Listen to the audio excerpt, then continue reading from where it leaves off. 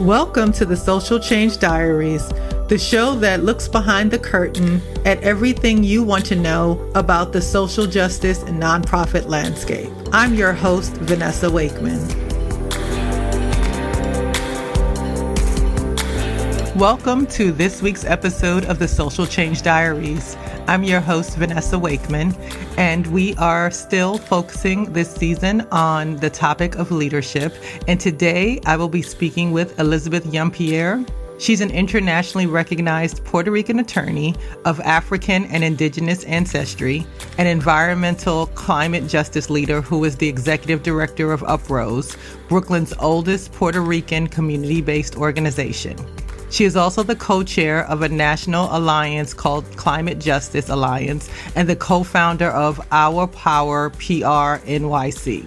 Her award-winning vision for an intergenerational, multicultural, and community-led organization is the driving force behind UPROSE.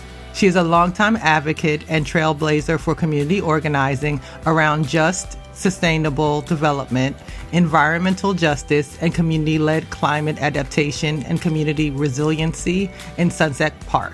In addition to that, she was recognized in 2015 by Vogue as a climate warrior and one of the 13 women on the front lines fighting against climate change. In 2014, she was part of the leadership of the People's Climate March Mobilization, a march of over 400,000 people across New York City. She was recently featured by the New York Times as a visionary paving the path to climate justice.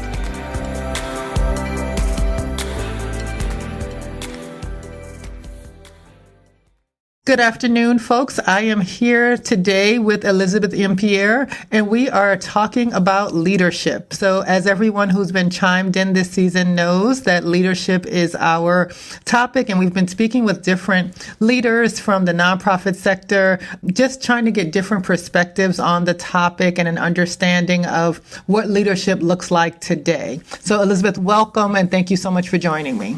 Thank you for having me.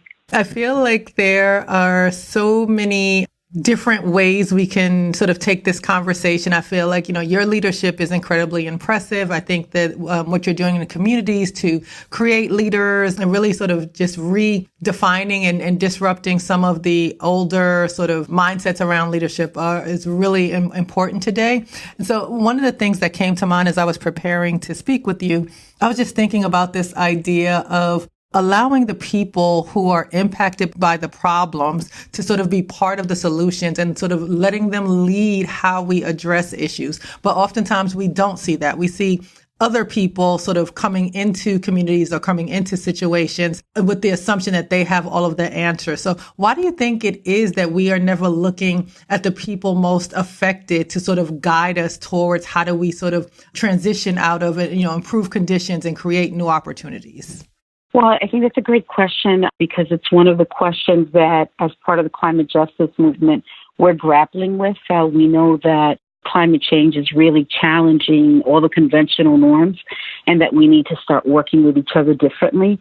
I think that, there's a lot of reasons why people don't respect the grassroots. I think one is you've got good intentioned people who come into this work that have either ambition or goals and they want to use the community to realize those dreams.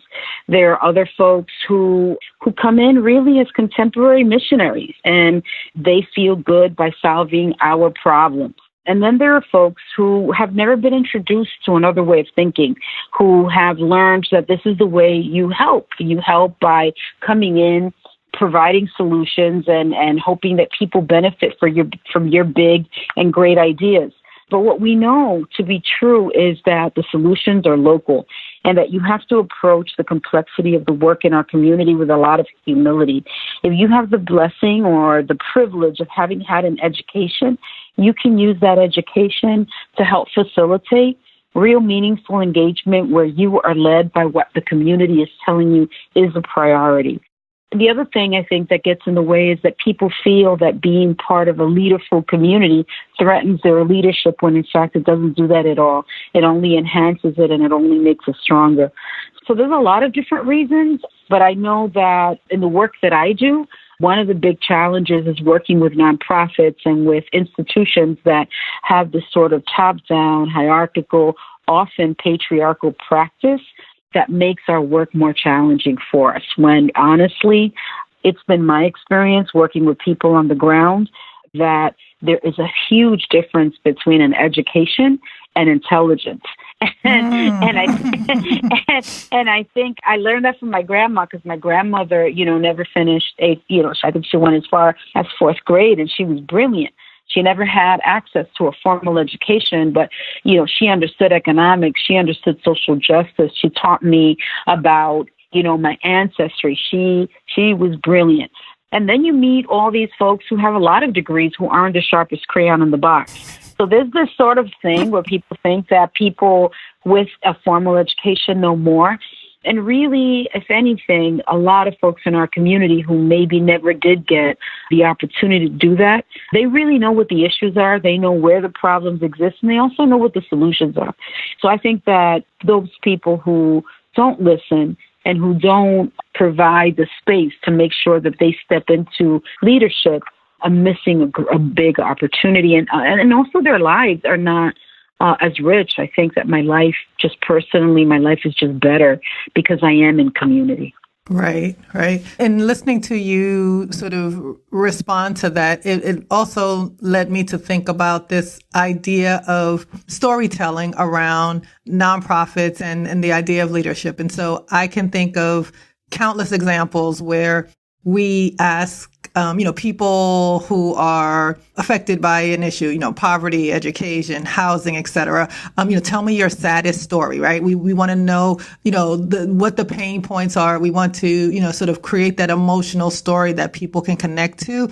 But we sort of cut them off at the problem part, right? We're not sort of asking them to, hey, we also want to hear your voice around what do you think it takes? And so thinking about your organization, UPROSE, it seems like you folks have definitely connected to that idea of, you want to hear the problems and you want to, want people to be a part of the solution. What positive impact have you found that to have not only on the community as a whole, and so sort of like the governance and the safety and the progress of the community, but on the individuals? Like, have you sort of noticed any different, mindsets of people, or them thinking that other things were possible for them, and sort of just reframing an entire, environment in a way that says like, hey, we do have some power here. There are some opportunities for us. Can you talk a little bit about like what you've observed in these models when people are being asked to sort of use their voices and they are able to participate in these important conversations? Well, thank you for that. I think that there's a lot of attention put on the problems, and never on how people stand up, even despite all of the threats. Right, the fact that as women of color we exist is really a tribute to the fact that we come from power, that we come from people who believed in a different kind of future, who despite the change, despite all of the abuses that they went through, they made it possible for us to be here right now. So I think it's important for people to understand their history, and also to understand that what is diminished in this country is often a source of power. So just a few examples. If we talked about Puerto Rico, for example, in Puerto Rico, you've got a nation of people who have had to endure a legacy of neglect, of colonialism, of austerity, that were hit by this huge hurricane. And then in the midst of that, a federal government that decided that because it was a bunch of people of color that they were going to neglect them. And what they found was that they were able to support each other, share food, start growing food, start rebuilding together, that regardless of what had happened to them, that they were going to find a way to survive and to come out stronger. And that's kind of the story of our people. When you're talking about climate change, for example, and you're working with a community that's largely immigrant, well, we're people who've always lived within our carbon footprint. We've repurposed, reused, and recycled before that became a thing. That's part of our history as people of color, as coming from a place of need. So if you're coming from the global South, you have some skills that maybe folks here don't have. You know how to build things, you know how to grow things, you know how to repurpose things. Those are things that are strengths. And so I don't think that sometimes when people come to this country or we're born here, we become addicted to consumption culture, to throwing things away, because we think that that's what makes us successful. The truth is that the more we know about our ancestry and the power of the people who came before us and what they did to make it possible for us to even be here, becomes sort of the platform for celebration of who we are and understanding our power. And so I think that has helped a lot of folks. And I see it particularly in the young people. You know, we've had young people at UPROSE who've come with like a 50 average, 60 average. And we see them not just graduating from high school, but getting into college, going into graduate school. You know, the thinking is always that our people are at risk. And we think that our people are at potential. So I think that it has to be sort of the cultural anchor of any institution that is working with people who come from struggle, to let them know that they've always been strong. And these other things are blocks that have been created out of fear because because people know that they're strong, out of fear of their strength. Right, yeah. Right. I would agree with that. I have two questions as I think about that. The first one is about young leaders. So when I think about my own experiences as in leadership development as a young person, while it was very helpful from a textbook sort of process standpoint of, okay, these are the characteristics, this is how you lead, this is how you coach people, develop them, these are all the sort of things that you need to have. But none of those conversations or courses sort of prepared me for the nuances of being a leader of color, in various workplaces and situations. When I think about the work, again, that your organization is doing with young people and just with communities, I think that it is really valuable to sort of not only provide the general sort of understanding that the MBA, sort of classic MBA structure, if you will, of like what is needed to lead, but also to help people understand like the strengths and weaknesses, like you just spoke about, of, sort of the ancestral strength that is there, but also to prepare them for, what to expect from others. How do you think that UPROSE plays a role in developing young people to lead with an understanding of these are the things that you may be up against, or this may be some of the experiences you encounter, and this is how you can sort of navigate those successfully to continue, your leadership journey? I think that working in an intergenerational setting makes organizations and makes our campaigns and makes everything we do more relevant and stronger. In this country, generations are pitted against each other. Literally, older people pushed out by younger people who don't honor their history of work, younger people who are competitive and are just elbowing them out.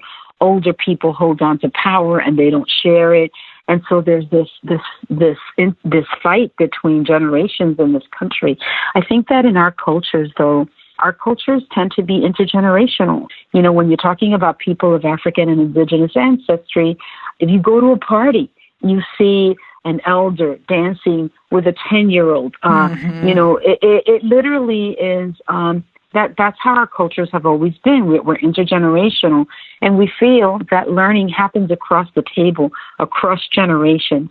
I can learn from someone, like I like Twitter and Instagram, and I know how to create infographics and memes and things like that. But I didn't grow up with computers. I learned that stuff from young people. I also learned from young people what the popular culture is. That makes me a better organizer. I learned about a new kind of organizing that was not the way it was done when I was in my 20s. They learned from me how to read the room politically. And it's important that we are intergenerational, because if we don't share the experiences that we've had and the things that we've learned with another generation, it means it's going to take them 20 years to learn what we know, and our communities will move slower.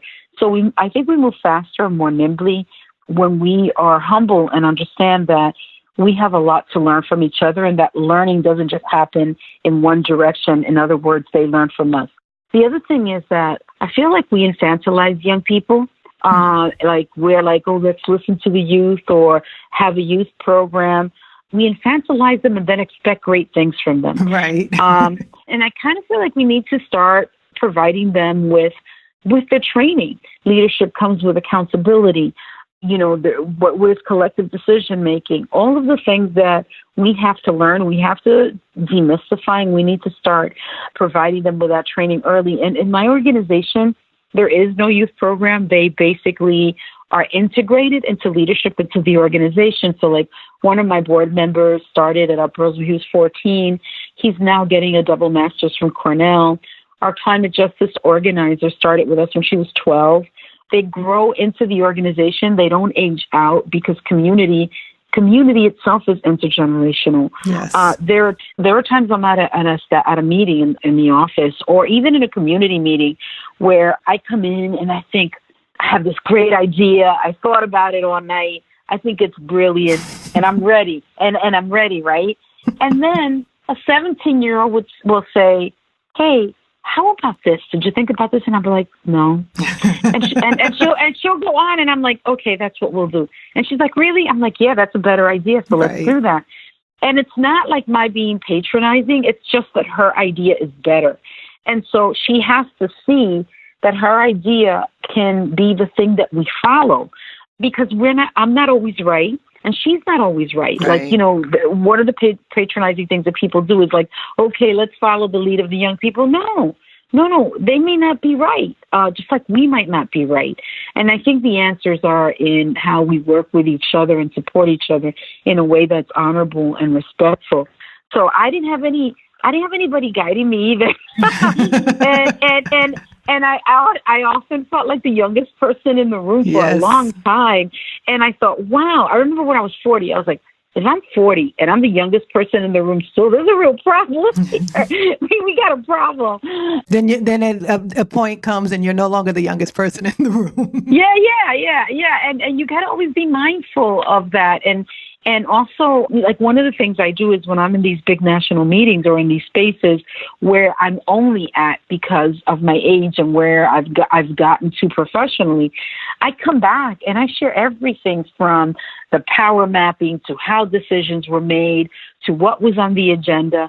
I share all of that information because a lot of times I've gone into these spaces without knowing, without ever having gotten guidance, sort of trying to navigate my way through and asking the ancestors to guide me so that I do right by our community. I don't want them to struggle like that. I want them to know, listen, when I was the chair of the National Environmental Justice Advisory Council, nobody schooled me. I asked for support. I asked for guidance, but nobody schooled me. I made mistakes because if someone had spent the time saying, hey, these are the things you should be looking at. I said, so if you go and you're part of something like that, these are the things you need to know.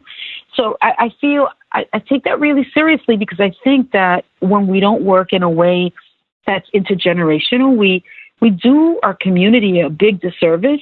And now that we're living there's so many attacks on our existence and also having to deal with climate change, it's really important for young people to be nimble and to be ready to take leadership. And the other thing about leadership that I'll say is that we often help young people, these are the leaders of the future. No, they can exercise leadership right now. Yes. Right now. Yeah, they don't have to leadership doesn't have to be postponed.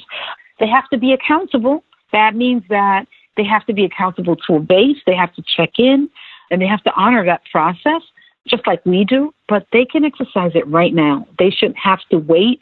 And to be honest, if they wait, it'll be too late considering how things are in our community. So anyway, it's really important. It's a cultural part of the organization. It's made my life so much better. I feel like I'm sharper. I get that. Yeah. And I don't understand how people still have, sort of a conventional way of thinking about young people. I just don't get it. I just don't know how they could look at Black Lives Matter, how they could look at all of the movements that are being led by young people and not think, wow, these are a bunch of badasses. They're smart. They're strategic. We need to follow them. So I don't get it. But there are a number of organizations that, as you mentioned, are sort of not doing that. There is sort of like power concentrated at the top, with the older generations sort of, leading, and people are being told, it's not your time or wait your turn. And so what's happening is, in many cases, I've had a couple of conversations about this where people are transitioning out of the sector because they don't see opportunities for them to sort of play a leadership role, or, in the nonprofit sector, 70% of the workforce is women, but, men are leading most of the larger organizations. So there definitely are a number of sort of supporting points and data that shows that we do need to sort of shake things up, but that's not happening. What would you say to an organization that is very sort of, hierarchical, and young people aren't given opportunities? Like, are there sort of 3 steps or 2 things that they can at least start to do to create the groundwork or the foundation to sort of make these adjustments in the organization? Like, I've heard people say, they were concerned about sort of, shifting the power dynamics because of, existing relationships, and not wanting to sort of put at risk any funding sources, or, young people, some of them, while they had, brilliant ideas, or they could see them leading in 5 or 10 years, they just weren't ready just yet. They needed, a little bit more polishing. Like, what would you say to an organization who definitely needs to sort of shift their thinking around that? Well, that's a hard question, because it depends on the kind of organization, whether it's white-led, people of color-led. Mm-hmm. The dynamic is really different. So, for example, when a funder says to me, maybe it's time for you to move on, I see that as ageist. I see that as sexist. I see that as racist. I don't know if a white woman would be told the same thing as I would be told. And I think that when I was saying what I was saying earlier about generations pitted against each other, that's part of the problem. You've got sometimes, because I don't romanticize anybody, right? I don't fetishize anybody. So I'm not going to romanticize young people and not say that some young people are aggressive, that they are ambitious, and that they want to move to the top, right? And I'm not going to say that older people, and older is a lot of different generations, because a lot of times people talk about youth and they talk about elders like there's nobody in the middle, right? Right. And lately I've been hearing that 30 to 40-year-olds consider themselves youth, and that just makes me laugh. I'm like, let it go. It's over. You're not youth. You're an adult now. You're an adult. Handle it. I think that there's room for everybody. I think there has to be shared leadership. And that I think of leadership as a continuum, and that you exercise leadership at different points of your life at different levels. And I do think that as people get older, it is their responsibility to share not only leadership and bring people with them, but to provide the guidance and the support and the training that's necessary. So, for example, I get invited to do a lot of public speaking, and I get invited to do all kinds of things. But at my organization, often I will make sure that it's somebody else that's talking on television, or somebody else that's speaking at the IPCC, or before this administration, if there was an invitation for me to go speak at the White House, I would send someone else so that they would have that big opportunity.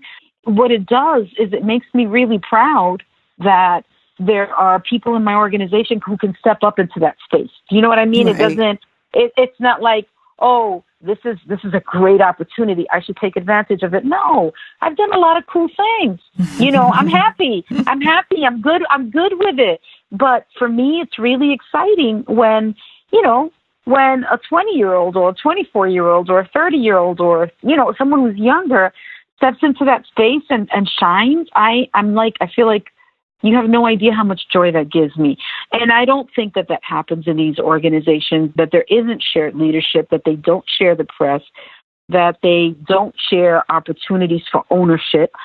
And if you're working with someone and you have a great idea, and the executive director gets to talk about it because they're in a place where they're talking, if they have to say, you know what?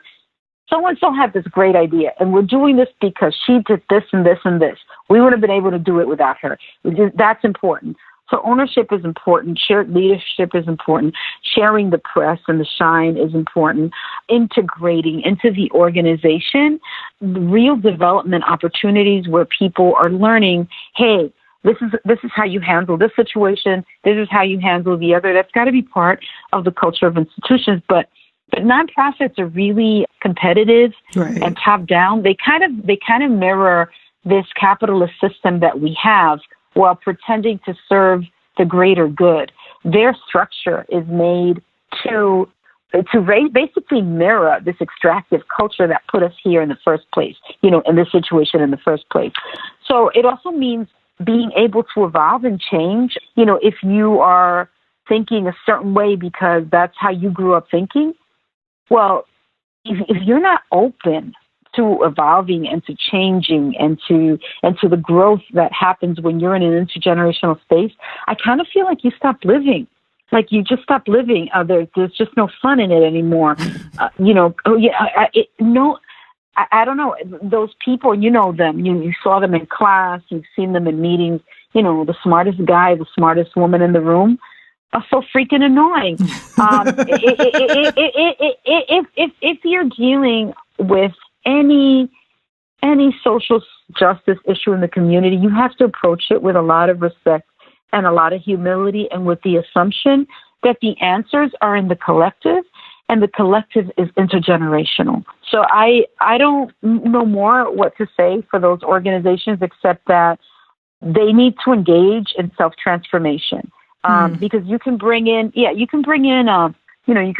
somebody to facilitate a retreat, and they can come up with all these ideas, but unless individuals are engaged in a process of self-transformation, of sort of checking themselves and asking themselves, am I sharing power? How do I come into a space? How do I work with other people?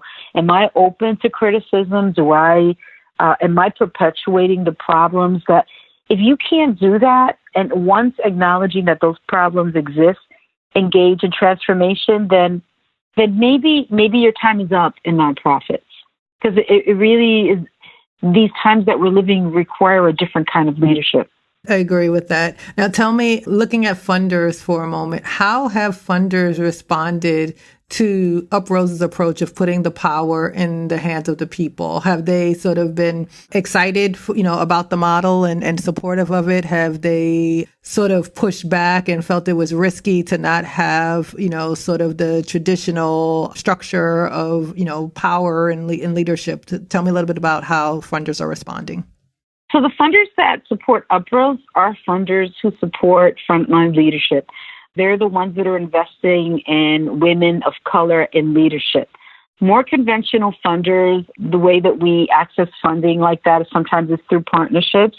The funding world is a lot like society at large. They either have these conventional models that they've been using for years and years. They put most of their money in white leadership to serve our communities, and very little of it goes to people of color that are addressing systemic issues in our community. That's pretty much been documented. But we're seeing a shift in philanthropy where we've got some radical philanthropists that are really trying to change the culture of philanthropy as it's been. And we also have people, now we've got more progressive and more radical people in the philanthropy world that are trying to change the culture of those institutions from within. And some foundations are really open to that change. I think they see that the world is changing and that they have a giving culture that is dated, and they care. They care deeply about what happens in our communities. So UPROSE gets funded by people like that, by those that see that campaigns take years, that trust putting the funds in the hands of people of color, folks that don't want to see our people be poster children for somebody else's agenda, philanthropy that really believes that frontline led is the solution. So in that respect, our funders have been really positive and also are playing the role of really sort of changing the culture of philanthropy themselves. So that's been really cool. That's fantastic, and I'm happy to hear that. I would be remiss if I did not ask at least one resiliency question of you. You have been very vocal about the need for resiliency planning, and you mentioned earlier in our interview, Puerto Rico and the huge storm there. We saw with Hurricane Katrina and Maria, both of these significantly impacted people of color, as Maria last year in Puerto Rico. but it seems like we are always being reactive. So I guess when we're thinking about communities and like who is impacted by, these natural disasters, oftentimes it is the people of color in underserved communities who are often sort of caught without the support to sort of be prepared for these things. And after the event happens, sort of there's no infrastructure and support to make sure that people are able to sort of have recovery and sort of return to, whatever semblance of a normal life can look like. So how can communities be more involved in resiliency planning? I know that Rockefeller Foundation, like they have this big initiative around, resilient cities and, just thinking about urban environments and what's happening. Like, how do we as communities prepare for these things, or at least create more awareness and education so that people know, what to expect or how they can sort of better take care of themselves and their families if something happens? That's not something I can answer really quickly. I will say that one of the things that helps people survive when extreme weather events happen is social cohesion. And social cohesion is being disrupted by displacement, by gentrification, by these extreme weather events. And so one of the things that the people in Katrina and the people in Puerto Rico have in common, in addition to being people of African and Indigenous ancestry, is that we're talking about really poor people who have been struggling for a really long time. And these disasters, by the way, I don't refer to them as natural. They're unnatural. They're man-made. They're a result of a legacy of extraction, both of our lands and of our people. And so now what's happening is that you're seeing the impact of this legacy of extraction. And so what is happening is that we're seeing the biggest impact on the people least responsible for creating climate change. And so, when we were watching the people in New Orleans on television, I remember standing in front of the TV crying like I did when it happened in Puerto Rico, because, whether our people landed in Puerto Rico or brought through the mid-Atlantic trade and landed in Puerto Rico or in New Orleans, we're talking about the same people. And so when we think about how they prepare, part of it is dealing with climate adaptation, reclaiming our traditions, learning how to take care of stormwater, a lot of different interventions that'll make it possible for them to survive the changes that are coming, because there are going to be more extreme weather events. But one of the things that's happened to our communities is that where the funding was not available to do that, even though, government and policy wonks, all of them knew that the Gulf South was at risk, and so was Puerto Rico. They find the funding after they push our communities out of those communities. So historical Black communities that have been there since slavery and that lived in New Orleans, that were part of the heart of the culture of that part of our country, have not been brought back. And in Puerto Rico, the expectation is that by next year, FEMA will have pushed out about 500,000 people without rebuilding. But what we're finding is that disaster capitalists are just like literally helicoptering in at a pace that would make your neck break by looking. And so the same thing happens in New Orleans, where communities that didn't have infrastructure, that didn't have transportation systems, all of a sudden have all of these amenities because white folks have moved in. And so those communities are being, the infrastructure is being invested in, the housing stock is being reinforced, and they're doing everything necessary to make those places resilient for the folks that have moved in since the Black people were moved out. Same thing in Puerto Rico. In Puerto Rico, look, over 3,000 people died. And in this country, they acted like that was nothing. And more will continue to die because of exposure to all of the contaminants that are in the environment, and because there's still an ongoing disaster in Puerto Rico. So when people in that kind of crisis, it's really hard to become resilient. In fact, in New Orleans, one of the things that I learned is that they rejected the word resilient. They said the word resilient means bouncing back. And bouncing back means bouncing back to racism, bouncing back to police misconduct, bouncing back to education systems that weren't serving them. So when they talk about moving forward, they talk about resistance. And, in New Orleans, what happened, they started privatizing all of the schools. Same thing in Puerto Rico. They're privatizing infrastructure, all of the schools, communication systems.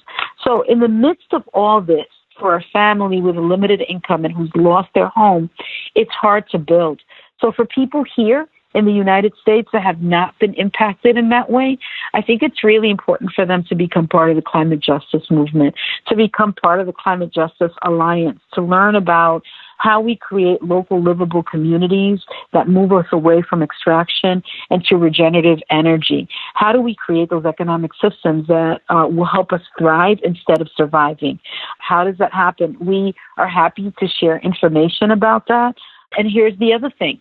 When we have that information, the people often least likely to take advantage of it are the folks that need it the most, because they've got 2 or 3 jobs, they've got to run home to take care of their children, and they don't have a nanny taking care of their children so they can participate in a meeting.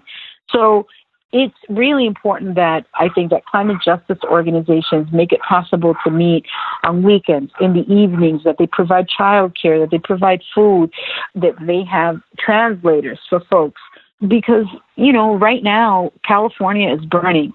And we know that in just 1 year's time, Hurricane Harvey hit Houston. And, a lot of folks, a lot of people from frontline communities, Black and Latino, were desperately impacted.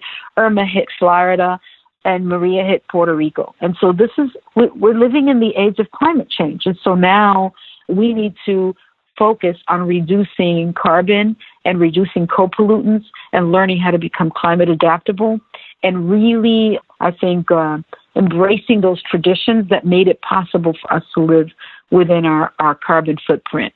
So sorry I went on long. It's just that this is something that I think about every single day. And every day I wake up asking myself, am I doing enough? When I think about my son, and I think about the future, and I don't see any future there, it makes me panic, and it makes me wonder if I'm doing enough. So something that that just breaks my heart that we are in this situation because of greed. Yep, that's exactly right. I remember reading your profile in Vogue a couple of years ago when they did their Women in Climate Change issue. And for me, when I think about sort of, the climate change movement and its what is shown in, the media and the people who are paraded out, prior to reading that, to be honest, I always thought of it as a space primarily dominated by white men. And so I was really excited to see women and women of color as part of that. What has your experience been as a woman of color in that space? And someone who, and I want to also say, a woman of color who, is powerful and certainly has very strong opinions and ideas, and, is representing the community, sort of unapologetically. Like, what has that experience been navigating those, white circles? It has been hell. It has been hard. I'm not going to lie. I often say that the biggest obstacle to addressing climate change is privilege. So it's been really, really hard. There has been progress, but it's moved as slow as, you know how during the civil rights movement, there were always compromises, and there were everything moved slow to make people who have privilege comfortable. Right. They had to stay in their comfort zone. And there's nothing more that's going to be more uncomfortable than climate change. Just imagine waking up in the morning and not being able to have running water, or to be able to brush your teeth or take a shower or do the things that give you comfort that you never even thought about. That's climate change. And so these folks are people. Listen, how we came into the environmental justice movement was not because we were tree huggers and not because we wanted all of this green stuff. We thought the trees were the lungs of our community, that the trees, if we planted the trees, it would mean that our children with asthma and upper respiratory disease and our families that were being affected by all the environmental burdens in our community would be able to breathe deeper. We arrived at the environmental justice movement from a place of the fact that there was a disparate siting of environmental burdens in our communities that were killing us. So it was always because of the people. We came to it because of the people. And then who we are as a people are people who have always respected and honored Mother Earth. So we come to this conversation in a very different way. They come from a place of conservation and really exclusive, getting all of the funding. And now with climate change, what they're realizing is, oh my God, the demographics are changing, and we're going to have to get these people on board onto our organization. So let's get some folks to be spokespeople, but we create the agenda. And so when it really became challenging, I think, was when we were organizing for the People's Climate March. And I realized that because I run a grassroots small organization, I think people were wondering, what is she even doing at the table? And I felt like, I offered the Jemez principles for democratic organizing, and I demanded that all of the big organizations agree to them. They're really just 7 principles that say you need to build just relationships, you need to engage in self-transformation, people speak for themselves, really a rejection of colonization and of people deciding that they have the answers. Big difference between the climate change movement and climate justice is that they focus on carbon, and so they would support things like cap and trade and offsets, and we don't. We have to also focus on co-pollutants, which are the emissions that come from power plants and other polluting facilities that are creating such terrible health conditions for our folks. And so their focus is always different. They move really quickly, and they don't engage or consult with communities, and now they have to. Now we are on a national level. We have such a platform that you can't marginalize us. We've been able to mobilize people all over the country. And so it is impossible to just get the one person who's happy to either be your poster child, or who is so happy because they have a job and they're getting paid that they don't mind a white-led organization speaking for people of color. So that's changed, not as fast or as deeply as we'd like it to, because these are old institutions that with multi-million-dollar budgets and tons of people working for them. But we created a thing called the B. It's called Building Equity and Alignment for Impact. And the idea behind the B was that we knew that climate change was here and that we were going to have to find a way of getting along with each other, and that big greens would have to be aligned and not supplant local leadership and not make our work harder for us. They would have to share resources and expertise, and philanthropy would have to start moving money to the front line of the climate crisis. And I feel like the B has been really successful, and I would urge folks to check it out. And we've also met with, philanthropy and with other organizations so that they could figure out how they can operationalize the Jemez principles in their institutions. And some of them are doing that. I know that Sierra Club is trying, and so is NRDC, but it's a really, really slow process. In Puerto Rico, when that happened, when the disaster happened, people started calling me and saying, hey, I really want to go to Puerto Rico and I want to do this. We had graduate students wanting to go to Puerto Rico so that they could use it to write their thesis. Do you hear what I'm saying? Right. They did this. They went to New Orleans after Katrina to take selfies. They literally see us as people whose minds they can pick, whose ideas they can pick and extract, because extraction continues to be part of the conversation, right? They're as extractive as the corporations that they are fighting against. And so it has been a huge challenge. But, with Puerto Rico, for example, we called Greenpeace and we asked Greenpeace for their ship because we wanted to get national media attention, and they provided the ship and resources, and they were good allies. So we find that there is leadership in these institutions that understands that not only has demographics changed in the United States, but that climate change is here, that it's real, and that if they don't build just relationships, we will all fail. Right. And we're willing to be in the room with them because we have no pride when it comes to working with people who may know their stuff. We just want them to be respectful of frontline priorities and frontline agendas. We want to work in a way that's respectful for each other, with each other. And they also know that if they don't invite us to the table, that we'll just build our own. So, Amen. Amen. So a lot has changed because literally, like, our survival is at stake. And And I wish that was rhetoric. I wish I was exaggerating, but it's the truth. And listen, we here, we'll talk about PR and we'll talk about New Orleans, but like, you know, this is worldwide and it's affecting our people worldwide. You know, you talk about the Pan-African Climate Justice Alliance in the River Niger that is completely contaminated and causing disease and deaths because of U.S. corporations and what they do over there. If you look in Latin America, the same kinds of things. So all of our struggles are connected, and they're all disparately impacting the people least responsible for creating this crisis, which is the biggest in our history. So yeah, it's been hard. So yeah, that's a mouthful. We are winding down our time, but I do want to ask one final question of you. I can hear the commitment and the fire in your voice, and from everything I've read and know about you, this is a cause that you care about deeply and are committed to 24/7. As a leader, what does self-care look like for you? Like, how are you taking care of yourself as you're juggling this work that, you know, I feel like we're running against a ticking clock, you know, this fight for, you know, climate justice. So how do you take care of yourself so that you are able to, you know, fight yet another day?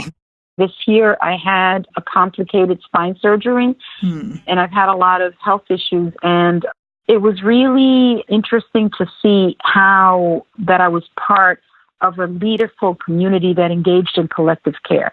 And the reason I talk about collective care is that, you know, racial justice, injustice isn't 9 to 5. And so our ancestors had to step in when it was necessary. They had to put their lives on the line, and it wasn't a 9 to 5 job for them. It was whatever was necessary, right? And so right now in the age of climate change, it's whatever is necessary. But when you are part of a leaderful community, you can step back so other people can step up. And I remember this year, some strange things happened that made me feel so loved and so blessed. I kept calling my mom saying, Mom, you know what they did for me? You know what they did for me? and she said, well, you know, my mom, she just has only positive things to say. She's like, because, you know, you're blessed. You're so blessed. So I had, for example, there was a national meeting that was supposed to happen in another part of the country, and they brought it to New York so that I wouldn't feel left out and I could co-chair the meeting. And they basically moved everything to make it possible to come to me. They've had meetings where they set up the technology so that I can Skype in, you know, I can Zoom in, all kinds of accommodations without me even asking, just out of love and out of inclusivity. And because I'm part of a community that engages in collective care.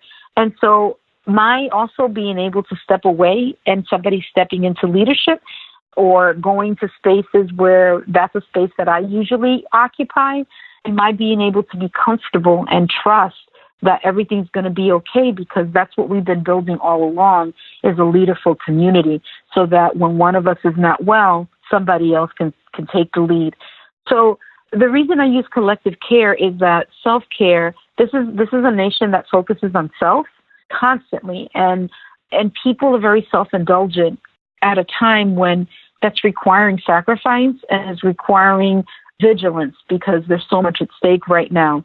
But I think that when people are, you know, like if you come to work for a nonprofit and you see people are working till 9 o'clock at night and coming in the morning and working on weekends, and you're like, well, I'm leaving at 5 because I'm practicing self-care. In a non-for-profit setting where we have to work long hours, what we try to do is make sure that we get an assessment of what the energy is, how people are doing, and that we take care of them, that we don't burn them out, that we're providing food, that we're giving people time off, so that we are taking care of these people who are really the warriors in our community, you know. So that we refer to as collective care. Yeah, I would just use that language. Thank you. And is there anything else you will share? Can you share the website for UPROSE and where people can find out more information about the work that you're doing and maybe ways to be involved? Sure. Well, first, thank you for this opportunity. I think you asked some really wonderful questions that were tough, but really wonderful. The website is uprose.org, UPROSE.org. We can be followed on Twitter, either follow UPROSE or you can follow me at Yeampierre. We're also in Instagram, UPROSE Brooklyn, and in Instagram. And if you're in Brooklyn, or if you're in Sunset Park, UPROSE is your EJ organization. The Climate Justice Alliance has member groups all over the country, and you can always reach out to those individual groups if you live in that state or in that community.